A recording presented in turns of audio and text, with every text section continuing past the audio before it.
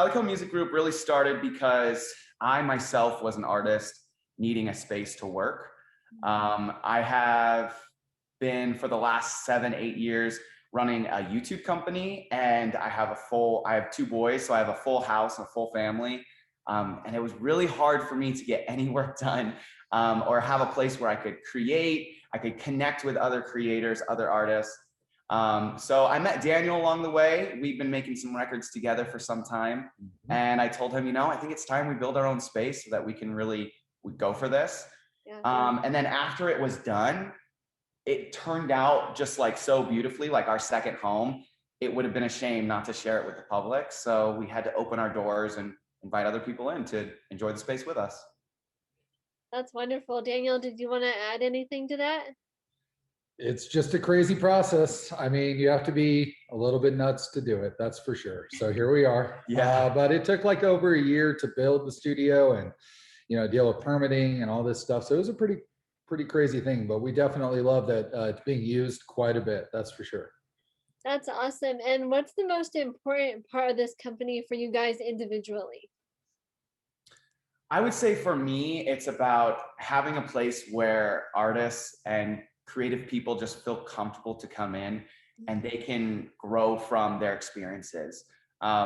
I love seeing people walk through my door and writing with them, and then seeing where they're at a year later, writing with them again, and just seeing how much better you get when you do it. That's what's exciting for me, is just having that community and that space to grow as an artist with each other. Yeah, it's about filling the void. I mean, there was nothing out here servicing a really large area, probably 60, 75 miles worth of people that had no real creative outlet. Right. So we put this here, and immediately we got people coming from all over the place because there's nothing exactly like what we do.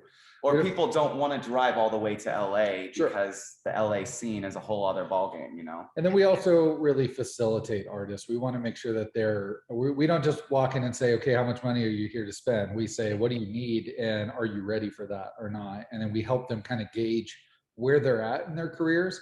And if spending money on a record or a single or an EP is the right thing, then we'll go ahead and guide them through that process. If it's not, we'll tell them that they should join our songwriting groups or other things that we do to kind of ease into it. That is awesome. And you kind of touched on my next question, which is, how is your recording studio different from other ones? That's it. I think it's just a matter of not being so worried about pressuring people into the sales aspect of making money. Obviously, we're a business. We want to make money, and we want to be able to keep investing into our gear and our facility and the other stuff that we do. But it's not this, it's not so much that it's going to make us bend our moral or, our moral grounds for treating people the way they should be treated. Yeah. And we've experienced a lot of recording studios where it's just about the money. It's just about how much time you spend. It's just about that. And so we've learned along the way that money will come when you just do the right thing for people. And I would say we care. We really just care. Like, music is the reason we're here. It wasn't the building and it wasn't the business. It was strictly just about, we want to make good music. How can we keep making good music? Yeah. And I'm assuming that you guys worked in other recording studios. Did you get that kind of feeling from other recording studios, that they didn't care and it was just about the money? I've owned the studios for a long time. I mean, I've owned 3 or 4 different studios over the past 10 years. And I think probably the reason why I went into studio ownership was because of that. As a younger artist, when I was a teenager or in my early 20s, I went into recording studios, and it was just so strict about being on the clock, and there are just so many rules that it didn't feel like a great creative outlet. It felt like I was going to work. So there's just always a disconnect. That's why I've kind of been more in that world. I'm sure you've experienced some not so good ones either. No, I have. Yeah. They're around. That's awesome that you guys can create a place where artists don't feel like it's pressure and all that other stuff. So can you talk a little bit about the songwriting workshops that you guys hold? Yeah. Those are super fun. Yeah, we definitely break people out of their shell when it comes to the songwriting workshops. So the first one we had about 10 people come. And it was really just to get people's feet wet with songwriting. A lot of people hadn't written before. There was a mix of people who did call themselves songwriters. But when you start to like put people in a group and you start to run the clock and you say, you've got an hour and a half to come up with a song that you have to show the group, it really gets people's brains moving. So it was really cool to see everyone work together. In that first one, we had candles that we gave everyone, or we told people to bring candles because the studio always needs candles. Yeah. And then when they broke into their groups, they learned they had to write a song about the name of their candle. So it was challenging. And at the end of the day, we got 3 really good songs. Yeah, definitely. It's a very creative, challenging is definitely the right word for it. I mean, especially when you have people who are really good songwriters that come, and then you're mixing them with, amateur songwriters or people who are just hobbyists.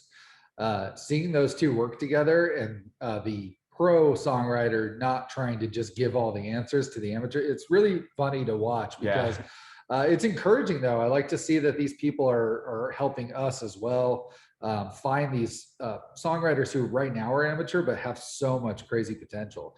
So, don't put it past us to pull some songwriter out of that group and start writing with them the next day on our own projects. Totally. That is so awesome. And what made you want to do this? Was it something that you wished you had prior, or what was? Oh, definitely. I think like the first songwriting workshop I ever went to was the one I hosted. So I definitely always wanted a space where I could do something like that. It's great networking too. Yeah. It's great to just get people in the room, because we've seen people started songwriting things and then join bands together or do other creative projects together, and they didn't know each other before they got there. Yeah. That's so fun. So what's your dream for these artists walking through your door? I guess it's whatever they want. It's like we don't try to impose on what they want for themselves. We try to harness it to help them figure out whether or not their dreams are realistic. Yeah. But for the most part, we're the facilitators of the level of dreams and hopes and aspirations that they want for themselves. We definitely hope that they go as far as they want to. We definitely try to make sure that they're not discouraged at any point. There's a lot of high highs and low lows along the way. So we just kind of, as long as we can be the navigators to help them get through all those different scenarios, I think we're pretty happy with that. Just making sure that nobody gives up on themselves. Yeah, for me, it's all about growth. Is being able to show someone where they were at and where they are now is really powerful. So as long as they're just always growing in their craft, they're doing the right thing. That's awesome. And what's deemed a successful day in your studio? One where we don't fight. Lots of fun. Yeah, we have a lot of fun. Food.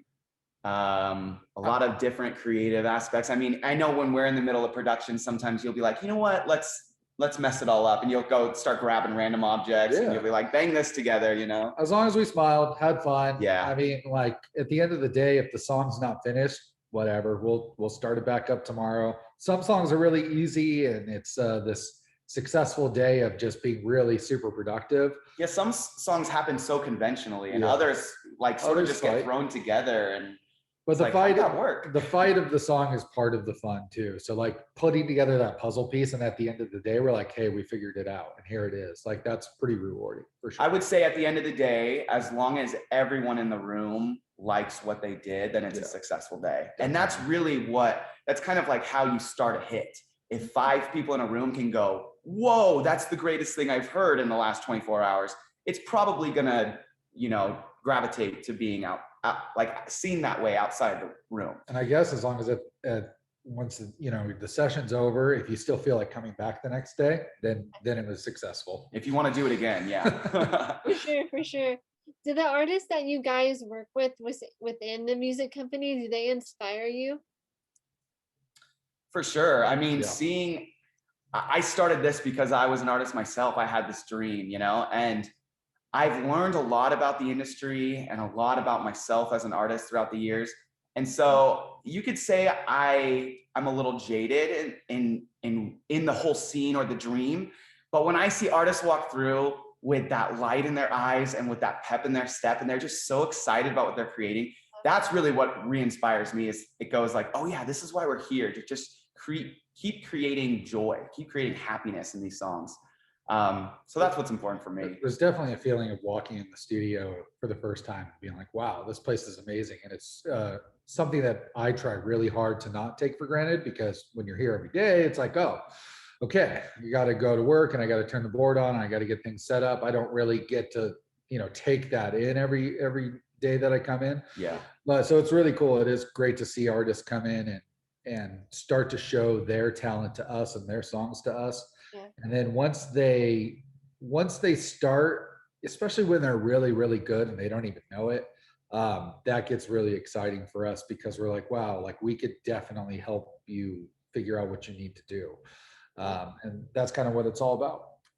For sure. That's awesome. And I have the individual questions for you guys. Daniel, if you don't mind, we can start with yours. Sure. So has music, being a music producer, always been something you were passionate about? How did you come into that? Yeah, so I was the type of guy that, I'm always the type of guy that does 15 things at one time. I can't just do one thing at a time. So we have multiple businesses, multiple songs, everything's just constantly going. So I've always been that way. So when I was working, touring it with other bands that I played with, and I was the only one that really decided to think about life outside of the band.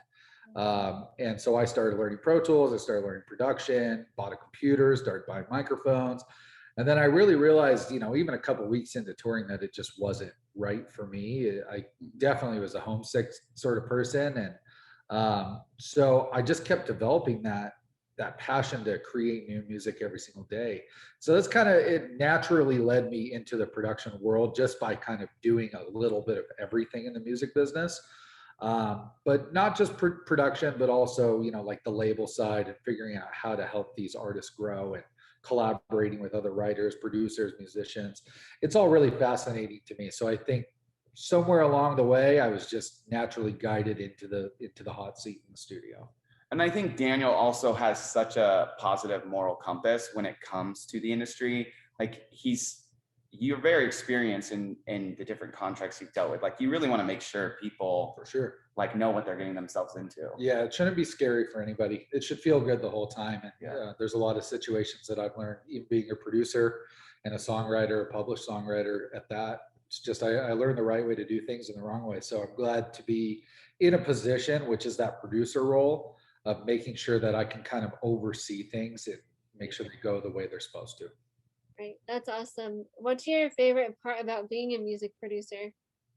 Probably the challenge of putting that puzzle together. Like I said, the songs will present challenges, and it's definitely my job to figure them out. I just have a great ear. I was blessed with it, born with it, and I know that when something doesn't feel right, that we need to work through it.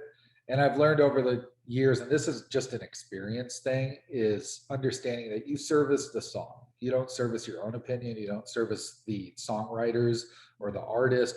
You listen to what the song's asking for and you give that to the song, which a lot of the times means my ideas have to take a back seat, or they don't work, a lot of the times.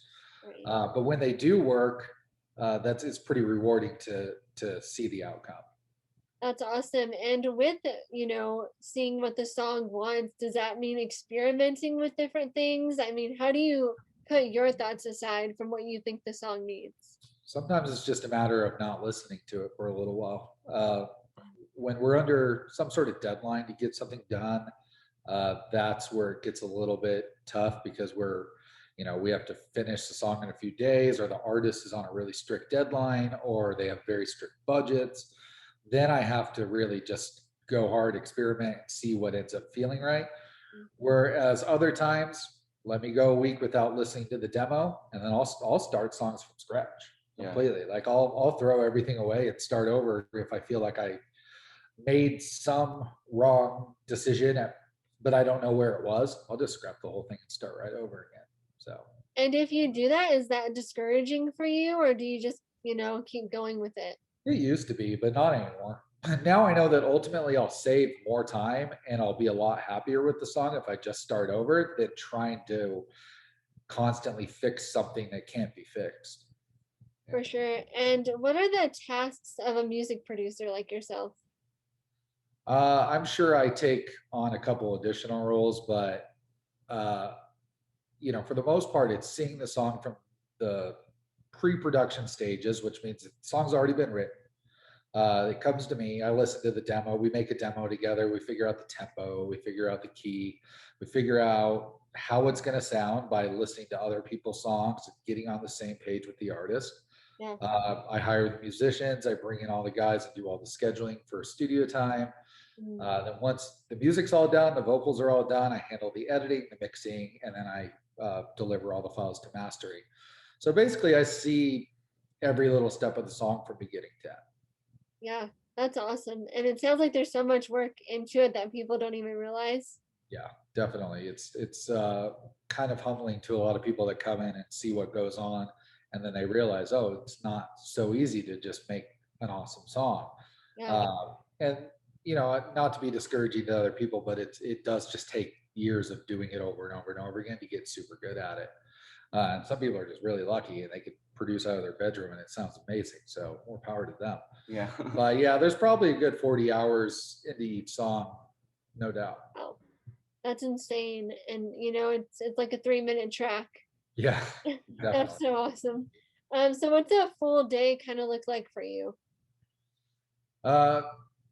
Most of my day starts with just the business stuff, making sure that everything. Your day doesn't start with your kids jumping all over you? Lucky. They Did you wake up try. before them? No, Oh. no. Okay, yeah, let's start Like there. lucky. I get rudely woken up at 6 a.m. by my children. Now I feel better. Thank Yeah, you. yeah, definitely. And then, you know, I mean, my family's super important. So obviously there's that element. But when it comes time to getting, you know, ready for the workday, it's emails first. It's handling, I get a lot of emails from people that are always so worried about their projects because they just don't know how it's going to go or what's going to happen. And they have questions about the studio and what they should bring. And so I handle all that stuff first to make sure everybody's, you know, feeling good about what they're doing. And then I get to the studio and it just depends if I have clients or if we're working on a project or if I'm mixing. Sometimes I'm just completely here by myself, which is nice because there's no noise other than the noises I'm making, not the children, not other musicians. Yeah. So it just varies day to day, but for the most part, I spend a lot of time staring at a computer screen and pushing buttons to make stuff sound cool. Yeah. Awesome. And so I don't know if you mind if I ask another question that's not on the list. Sure. But I imagine that your kids are really influenced by music and growing up around it. Do you wish for them to take over kind of music producing? No.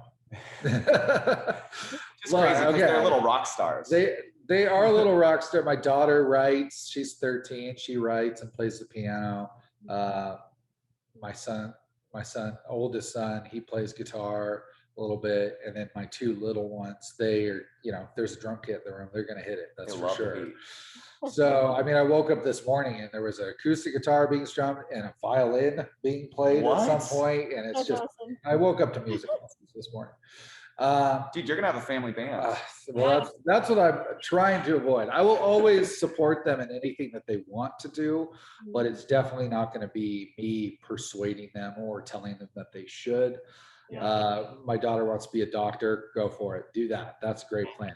And then sometimes she's like, well, maybe I'll be a songwriter instead. I'm like, no, don't do it. I mean, because there's a lot of heartbreak in this business, period. You have to be so comfortable with people telling you that you're not good enough, because that's just part of the journey. And it has nothing to do with your actual talent.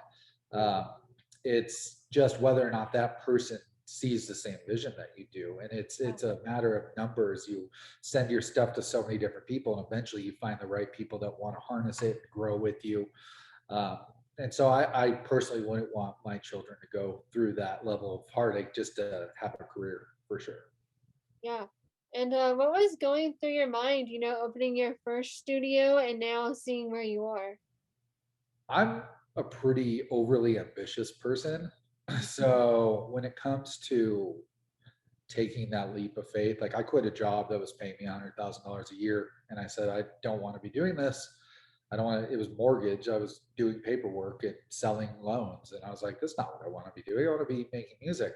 Yeah. So walked in, quit on the spot, left $100,000 a year behind. And I just built my own studio. And You know, I didn't have a lot of money to build it at the time, but one, I have faith in God, so that's a big part of it. The other is that I don't feel that I'm irrational with the way I think about things. I plan things out. I really prepare for them. So I know that there's always surprises along the way, but if I know that it's coming, it's a lot easier to work around those obstacles and just keep pushing forward. And so far, so good. About 12 I'm kind years of the dreamer. I'm the pusher, and he's the one who's always like, "Wait a minute, you're okay, you're okay, slow and steady." Good idea, but how? Yeah. So I'm the how guy. He's the how guy. Yeah, which is good though. I mean, you both kind of mellow each other out, so that's awesome. Sure. Yeah. And Daniel, last question for you. Do you have a message to anyone who wants to be a part of the music industry? Yeah, just roll with the punches, know that they're coming, and be thick-skinned. It's not easy, but I think as long as you stick to if you're an artist, stick to the sound that you want to do. Just do what you do unapologetically, be you, and you're going to be okay.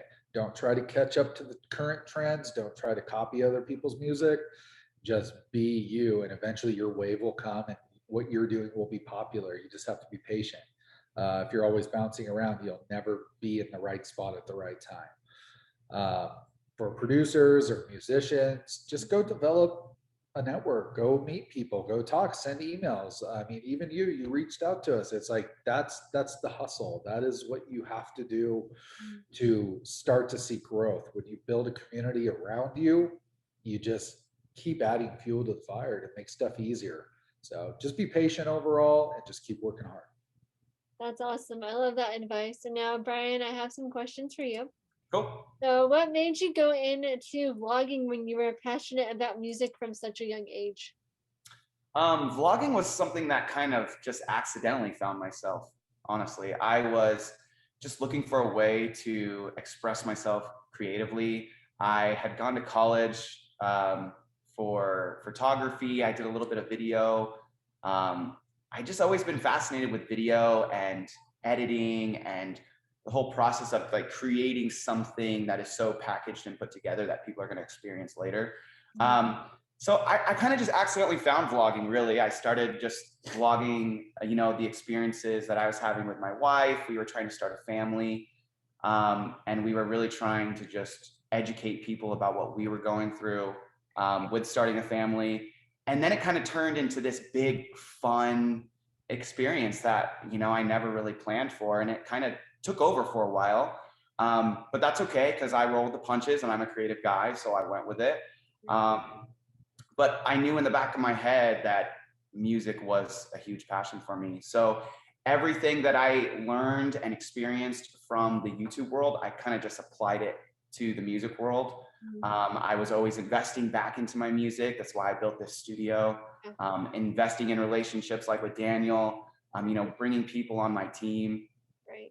It was it was one of those things that I had to build for myself, because you don't just get thrown into the music industry. You have to create it for yourself, I think. Got to make a bunch of noise. You got to make a bunch of noise. Yeah. So that's all I've been doing for the last couple of years, just making a lot of noise. That's awesome. And you kind of answered my next question, but you can expand if you want. How do you think the music aspect has helped you from your vlogging career and media company? How has it helped you? Music is just, I feel like it's what I was put on this earth to do, really. Like at my core, I just love telling stories. I love songwriting. So when I discovered that that's who I was, it was kind of a therapeutic thing for me, really. And you have no choice now. You're in it. And I have no choice now. Yeah. Making videos and on the YouTube side felt very much like a mental creative thing. Music is more of like an emotional creative thing for me. And I'm an emotional dude. I really am. I cry at some of the funniest commercials.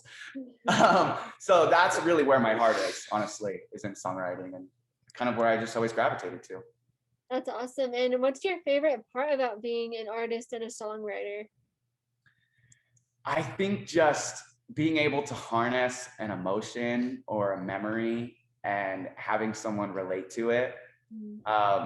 I love when I hear something on the radio that I've never heard before. I hear them say a line a certain way, and I'm like, oh yeah, I know what that line means because I've said it my entire life, but it's never been presented in this way where it's latched onto so many like deep emotional memories. I love that relatability, like when it comes to humans. So just being able to share my experiences and have people relate to them is huge.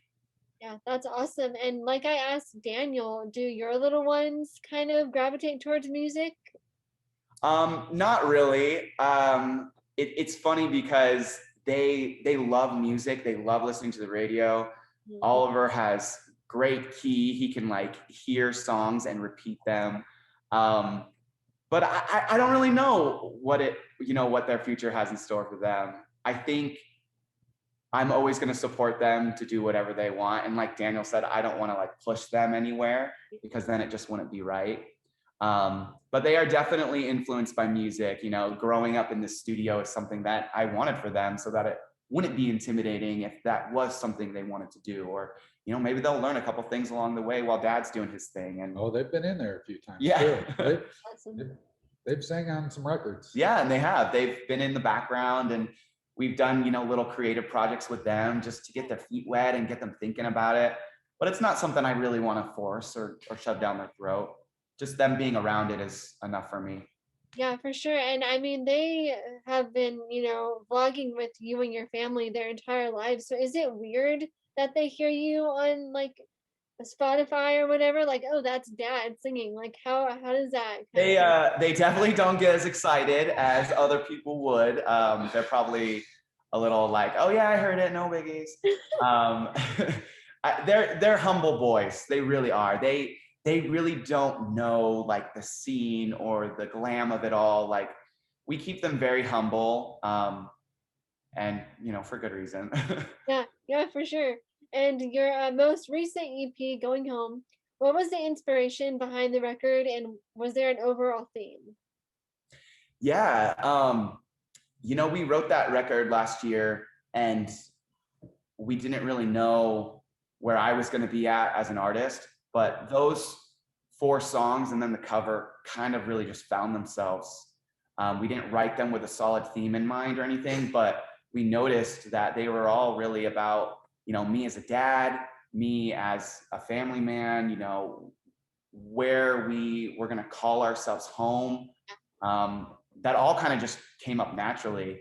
So in January, we released the first single, and we happened to sell our house, and it was really on a whim. It wasn't anything we planned to do.